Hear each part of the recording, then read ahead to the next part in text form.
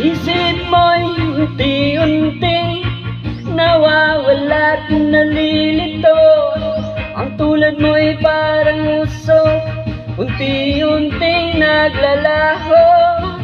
Tanging hiling ko lang sa'yo, nakaraan ay tanggapin, at ang ngayon ay harapin. Nung bukas mo'y darating pa, kaya't huwag sanang damdamin, pagkat ito'y payo lamang mula sa aking kaibigan na sa'yo'y nagmamahal.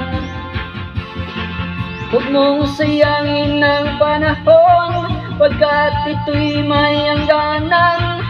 Buksan mo ang pintuan kasama ng iyong puso.